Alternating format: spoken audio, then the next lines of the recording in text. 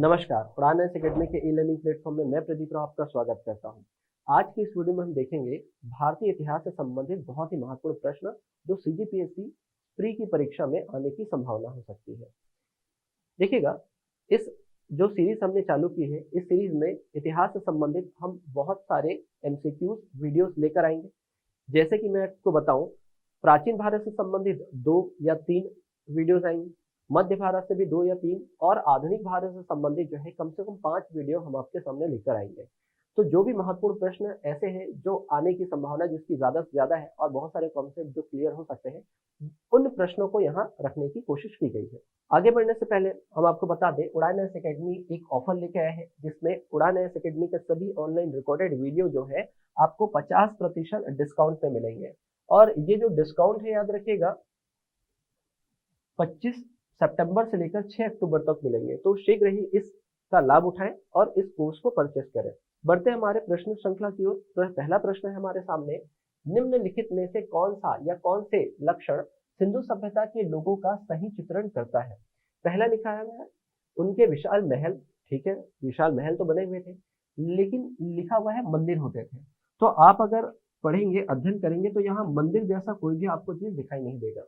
दूसरा चीज, वे केवल पशुपति नाथ की पूजा करते थे। जी नहीं, वो प्रकृति पूजा और मातृ देवी की भी पूजा करते थे। तो सेकंड पॉइंट भी हमारा क्या हो जाएगा, गलत।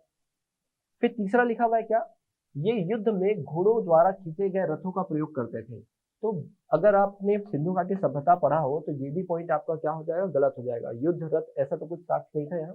ठीक है, तो यहाँ पर पूछा गया है सही कथन को चुनिए। तो सही कथन हमारे तो तीनों के तीनों गलत है, तो तीनों गलत कहाँ हो सकते हैं, लास्ट वाले में।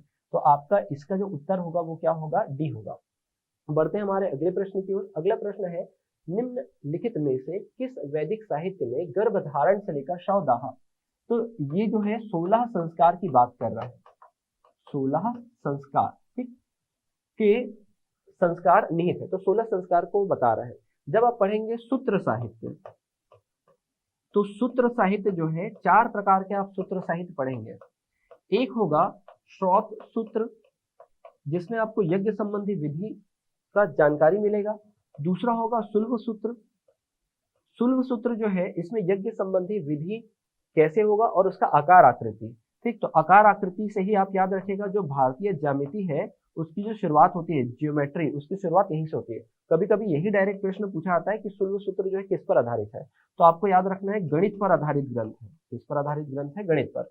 फिर है गृह सूत्र और फिर है धर्म सूत्र।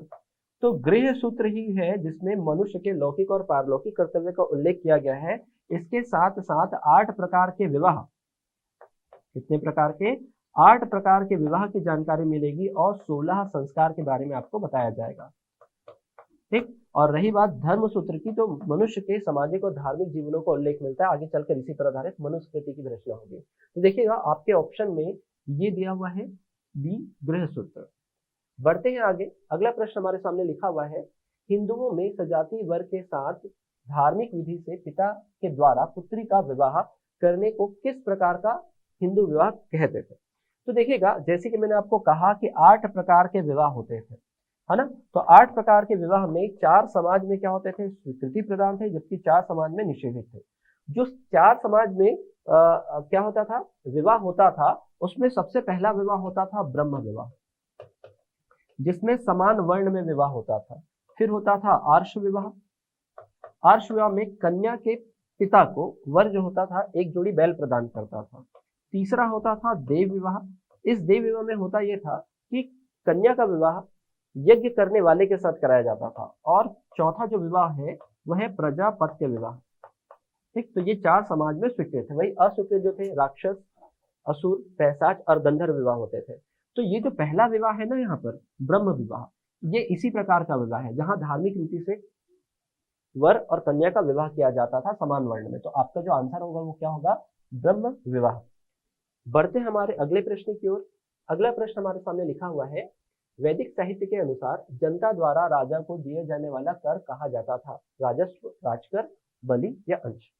तो वैदिक काल की अगर मैं बात करूं तो वैदिक काल को हम 2 भाग में बांट के पढ़ते हैं। एक होता है आपका पूर्व वैदिक काल, दूसरा होता है उत्तर वैदिक काल। तो पूर्व वैदिक काल की जो जानकारी होती है वो ज्यादातर कहाँ मिलती है आपको? वैदिक काल, सॉरी ऋग्वेद में। तो ऋग वैदिक काल के नाम से भी पहले चरण को जाना जाता है। इसी ऋग्वेद में जनता के द्वारा राजा को स्वेच्छा से दिया जाने वाला एक प्रकार का कर होता था और उसे ही बलि नाम से जाना जाता है। ठीक, राजा को जो लोग स्वेच्छा से देते थे, लेकिन इस समय जो बलि नामक कर है वो क्या हो जाएगा? नियमित हो जाएगा। नियमित, इसका मतलब है कंपलसरी हो जाएगा। इसके साथ साथ दो और कर लगाए जाते हैं। कब? उत्तर वैदिक काल में, भाग और शुल्क। ठीक, ध्यान रखिएगा। तो बलि क्या है? एक प्रकार का कर है। तो अगर आपको ये बोल दिया जाए कि बलि क्या है, तो एक प्रकार का टैक्स है। आगे चलकर यही जो है धार्मिक कर में परिवर्तित होता है। और यदि आपसे ये पूछा जाए कि नियमित कर व्यवस्था कहाँ से चालू हुई, तो आप याद रखिएगा उत्तर वैदिक काल में। यहाँ स्वेच्छा से दिया जाता था, यहाँ स्वेच्छा से दिया जाता था। इच्छा होगी तो देंगे, तो नहीं देंगे। और यहाँ कंपलसरी कर दिया गया, मतलब देना पड़ेगा। तो यहाँ पर जो कर है वो कौन सा होगा? बलि नामक कर। बढ़ते हैं हमारे अगले प्रश्न की ओर। अगला प्रश्न लिखा हुआ है, वैदिक साहित्य के अनुसार मानव के जीवन में कितने प्रकार के ऋण होते हैं? तो यदि आप पढ़ेंगे उत्तर वैदिक ग्रंथों में तो 3 प्रकार के ऋणों की आपको जानकारी मिलेगी कि मनुष्य पैदा होते ही 3 प्रकार के ऋणों से ग्रसित होता है। पहला होता है ऋषि ऋण। ऋषि ऋण में यदि ऋषि ऋण से अगर आपको मुक्ति पानी है तो आपको करना होगा वेदों का अध्ययन। वेदों का अध्ययन यदि आपने कर लिया तो आप इस ऋण से मुक्ति प्राप्त कर लेंगे। फिर एक होगा देव ऋण। देव ऋण एक प्रकार का ऋण है। व्यक्ति को अपने जीवन काल में एक बार देवताओं को प्रसन्न कराने के लिए यज्ञ संपन्न कराना होगा, तब जाकर उस ऋण से मुक्ति पाएंगे। तीसरा जो ऋण होता था वो होता था पुत्र ऋण। पुत्र प्राप्ति के पश्चात ही इस ऋण से मुक्ति मिलती थी। तो कितने ऋण हुए हमारे पास? 3 ऋण हुए। और ऑप्शन में देखिए 3 है, बिल्कुल है ऑप्शन बी, 3 प्रकार के ऋण प्रस्तुत है। बढ़ते हैं अगले प्रश्न की ओर। अगला प्रश्न लिखा हुआ है, निम्न में से कौन सी एक ऋग्वेदिक आर्यों की लाक्षणिक विशेषता नहीं है? मतलब ऋग्वैदिक बोल रहे हैं क्या? ऋग्वैदिक, ध्यान दीजिए मैंने क्या बताया था, जो वैदिक सभ्यता है, ठीक है, वो 2 भाग में बंटता है। एक होता है पूर्व वैदिक काल, जिसको हम लोग क्या कहते हैं? ऋग्वैदिक काल। और जो दूसरा होता है वो होता है उत्तर वैदिक काल। ऋग्वैदिक काल में अगर बात करें कि जो अर्थव्यवस्था का मुख्य आधार था वो था पशुपालन। और इधर आ जाएगा क्या? और इधर आ जाएगा कृषि। क्या आ जाएगा? कृषि। तो थोड़ा ध्यान रखिएगा, देखते हैं क्या दिया हुआ है। बोला है ऋग्वैदिक आर्यों की, मतलब इस वाले काल में आपको बताना है, इस वाले काल में। तो बोला है वे अश्व, रथों और कांस्य के उपयोग से परिचित थे। तो रथ का तो प्रयोग जानते थे, वो घोड़ों का प्रयोग करते थे। अश्व, रथ, कांस्य ये इनसे परिचित थे। वे लौह के प्रयोग से परिचित थे? जी नहीं। लोहे की जो खोज है, ठीक है, वो हुआ था 1000 ईस्वी से 800 ईसा पूर्व, सॉरी 1000 ईसा पूर्व से 800 ईसा पूर्व के मध्य। वो भी कहाँ से? गंगा यमुना द्वाब क्षेत्र में एक स्थल है जिसका नाम है अतरंजी खेड़ा। ठीक, यहां से हुआ था। तो जाहिर सी बात है, अगर लोहे की खोज इस काल में हुई तो वैदिक काल के आर्यों को इसके बारे में, ऋग्वैदिक काल के आर्यों को इसके बारे में जानकारी नहीं होगी। और हमको पूछा क्या है? विशेषता नहीं है। तो यही होना चाहिए आपका उत्तर। वैसे आगे देख लेते हैं। वे गौ से परिचित थे, बिल्कुल, पशुपालक थे तो गौ इनकी संपत्ति का सूचक भी होता था। वे ताम्र और आधुनिक हल फाल के प्रयोग से परिचित थे, बिल्कुल, ये लोग कृषि करना जानते थे लेकिन कृषि तकनीक उन्नत नहीं थी। तो इसमें से जो सबसे उपयुक्त आंसर है वे है क्या? वे लोहे के प्रयोग से परिचित नहीं थे। ठीक, क्योंकि लोहे का ज्ञान जो हुआ उत्तर वैदिक काल में हुआ था। इसी के साथ बढ़ते हैं हम अगले प्रश्न की ओर। लिखा हुआ है, ऋग्वेद में निम्नलिखित किन नदियों का उल्लेख अफगानिस्तान के साथ आर्यों के संबंध का सूचक है? तो जब आप पढ़ेंगे ऋग्वेद को तो आपको 40 नदियों की जानकारी मिलेगी। इसमें भारत के सप्तसंधव स्थल की जो 7 नदियां हैं उनके बारे में तो मिलेगा, गंगा यमुना की भी जानकारी मिलेगी। इसके अतिरिक्त जो है अफगानिस्तान की 4 नदियों का उल्लेख आपको मिलेगा, कुंभा, क्रुमु, गोमल और स्वात। तो देखिएगा कौन कौन से नदियों का नाम मिल रहा है आपको? तो कुंभा और क्रुमु, तो यही आपका क्या होगा? आंसर होगा। बढ़ते हैं अगले प्रश्न की ओर। लिखा हुआ है, निम्नलिखित में से कौन सी घटना मौर्य वंश के इतिहास क्रम की पृष्ठभूमि है? तो ऐसा कौन सा घटना हुआ था जिससे क्या बनता है? मौर्य राजवंश की पृष्ठभूमि तैयार होती है। तो बुद्ध या बुद्ध की मृत्यु, इसमें तो कोई क्लियर नहीं है, इसमें कोई आंसर नहीं ले सकते हैं। महावीर की मृत्यु, तो महावीर की मृत्यु जो है 468 में होती है ईसा पूर्व में। और मौर्य साम्राज्य की जो स्थापना है लगभग 322 के आसपास होता है, 322 ईसा पूर्व में। ठीक है, बुद्ध के बारे में कोई जानकारी नहीं है तो अपन इसमें नहीं लगा सकते। और यहाँ पर देखते हैं क्या 261 में हुआ था, और जब इसके आसपास का कोई समय हमको देखना है तो यहाँ पर जो सिकंदर का आक्रमण है अलेक्जेंडर का वो होता है 326 ईसा पूर्व में। तो यहाँ पर इसका जो इस प्रश्न का जो उत्तर होगा वो क्या होगा आपका सी, अलेक्जेंडर का आक्रमण या सिकंदर का आक्रमण। बढ़ते हमारे अगले प्रश्न की ओर। अगला प्रश्न लिखा हुआ है निम्नलिखित में से किस अभिलेख में अशोक ने मगध का प्रियदर्शी राजा विरुद्ध अंकित कराया है, मतलब ये अंकित कराया है कि मगध का प्रिय राजा या प्रियदर्शी राजा। तो अगर आप पढ़े होंगे अशोक के विभिन्न नाम तो आपको पता चल जाएगा कि इसका उत्तर जो है जयपुर से मिले भाब्रू शिलालेख में मिलेगा आपको। ठीक यहीं पर अशोक का जो नाम है वो मगध का प्रिय राजा या प्रियदर्शी प्रयोग किया गया है। वही मास्की अभिलेख में अशोक का जो नाम है वो व्यक्तिगत नाम का प्रयोग किया गया है अर्थात अशोक। ठीक, तो दोनों का याद रखिएगा, बहुत ही इंपॉर्टेंट प्रश्न है। बढ़ते हैं अगले प्रश्न की ओर। मौर्य प्रशासनिक व्यवस्था में निम्नलिखित में से कौन सा अधिकारी भू राजस्व विभाग का प्रमुख होता था? ऑप्शन है सीताध्यक्ष, लौहाध्यक्ष, समाहर्ता और संविधाता। तो बोला है भू राजस्व। ठीक, तो भू राजस्व का जो प्रमुख अधिकारी होता था वो होता था समाहर्ता। कौन होता था? समाहर्ता। वही सीता जो होता था राजकीय भूमि का अधिकारी होता था। कौन होता था? राजकीय भूमि का अधिकारी। तो इस प्रश्न का उत्तर याद रखिएगा, राजस्व अधिकारी अगर पूछा है तो आपको समाहर्ता देना है। बढ़ते हैं अगले प्रश्न की ओर। अगला प्रश्न है हमारे सामने, निम्नलिखित में से कौन सी बात बौद्ध धर्म और जैन धर्म में समान नहीं है? मतलब आपको बताना है कौन सा ऐसी जो बात है, जैसे अहिंसा, वेदों के प्रति उदासीनता, इनमें से कौन सी ऐसी जो बात है जो दोनों में समान नहीं है? तो अहिंसा। देखिए बौद्ध और जैन दोनों ने ही अहिंसा पर बल दिया था। वेदों के प्रति अपनी उदासीनता दिखाई थी, मतलब वेदों को उतना ज्यादा वेदों को नहीं स्वीकारते थे। रीति रिवाजों को अस्वीकृति, बिल्कुल ये दोनों के दोनों, मतलब ये जो 3 पॉइंट है इसको स्वीकार किया गया। लेकिन आत्मदमन, ठीक है, जैसे कि आपने देखा होगा जैन धर्म में चलता था क्या संथारा या संलेखा, ऐसा कोई भी विधि आप कहाँ नहीं देखते? बौद्ध धर्म में नहीं देखते। तो इस प्रश्न का जो उत्तर होगा वो आत्मदमन होगा। बढ़ते हैं अगले प्रश्न की ओर। अगला प्रश्न हमारे सामने लिखा हुआ है, निम्नलिखित पर विचार करें।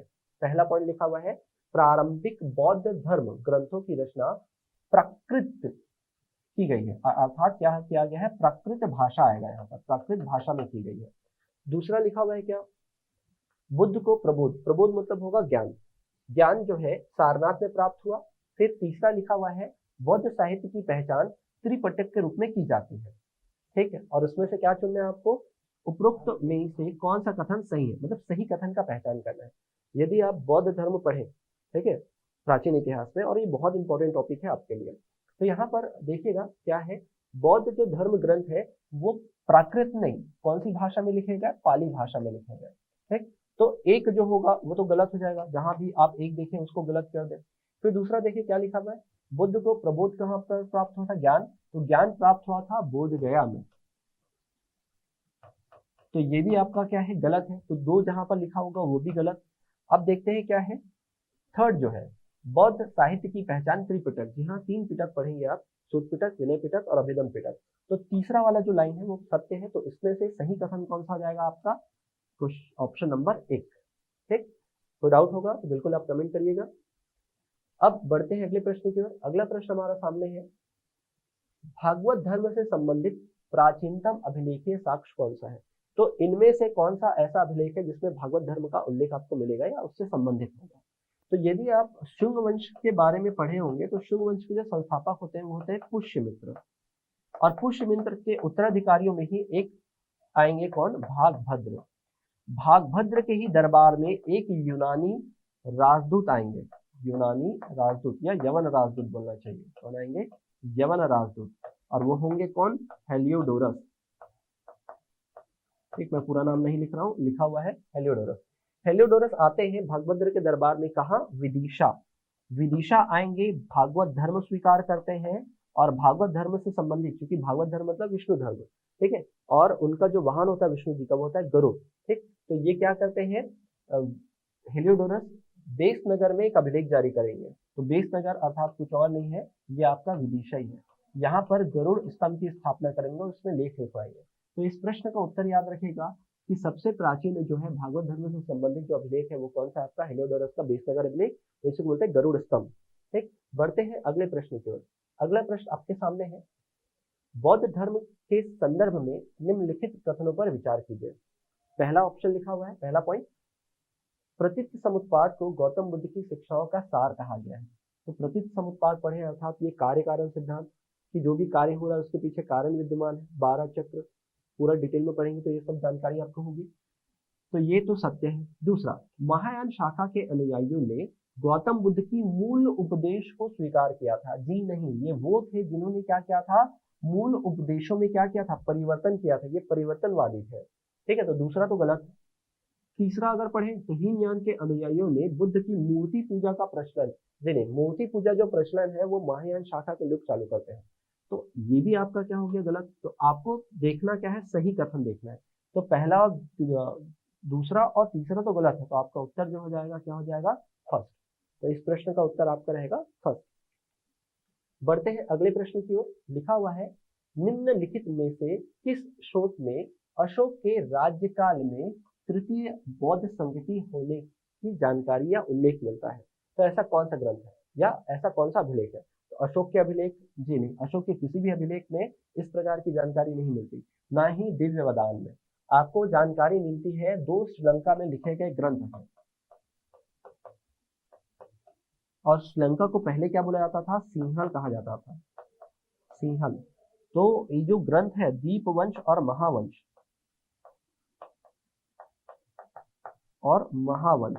तो ये दोनों जो ग्रंथ हैं कहाँ लिखे गए, श्रीलंका में, और इनकी भाषा क्या बोली जाती है, सिंहली। तो ये भी पूछ सकता है सिंहली ग्रंथ कौन कौन से हैं, तो दीपवंश और महावंश याद रखिए। ये वो दो ग्रंथ हैं जहां पर अशोक द्वारा किए गए तृतीय बौद्ध संगति की जानकारी मिलती है। तो देखो 2 और 3 एक साथ कहाँ लिखा हुआ है, तो ये है ऑप्शन बी।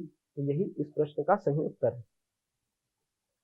अगला प्रश्न हमारे सामने है, लिखा हुआ है, चंद्रगुप्त मौर्य के संदर्भ में निम्नलिखित कथनों पर विचार कीजिए। लिखा हुआ है, चाणक्य की सहायता से उसने शुंग को उखाड़ फेंका तथा मौर्य राजवंश की स्थापना की। तो शुंग को नहीं करते भाई, शुंग नहीं, यहाँ आपको याद है घनानंद नंद वंश को पराजित करते हैं। ठीक, नंद वंश के शासकों को पराजित करते हैं। तो पहला तो आपका गलत हो गया, पहला तो गलत है। फिर अगला क्या लिखा हुआ है, चंद्रगुप्त ने जीवन के अंतिम वर्षों में बौद्ध धर्म, जी बौद्ध धर्म नहीं स्वीकार किया, उन्होंने स्वीकार किया था क्या, जैन धर्म। प्रसिद्ध आचार्य थे इस समय भद्रबाहु, भद्रबाहु से इन्होंने क्या किया था, जैन धर्म की दीक्षा ली थी। ठीक, फिर ये भी गलत हो गया है। तीसरा, अशोक उसका उत्तराधिकारी बना, जी नहीं, अशोक नहीं बनता, इनका पुत्र होता है बिंदुसार, वो इनका उत्तराधिकारी बनता है। तो इसमें से क्या पूछा है, गलत उत्तर। ध्यान दीजिएगा, गलत उत्तर का चयन करें, तीनों के तीनों गलत है, तीनों के तीनों ही गलत है। तो इसका जो उत्तर होगा वो क्या होगा, 1 2 3, तीनों के तीनों गलत है। इस पर ध्यान रखिएगा, इसमें क्या बोला गया है। तो आशा करता हूँ इस वीडियो में जो भी आपको प्रश्न मिले होंगे उससे आपकी तैयारी और अच्छी हुई होगी। मिलते हैं ऐसे ही वीडियो के साथ जिसमें हम प्राचीन भारत के कुछ और महत्वपूर्ण प्रश्न देखेंगे और इतिहास के क्रम को आगे बढ़ाएंगे। तब तक के लिए धन्यवाद।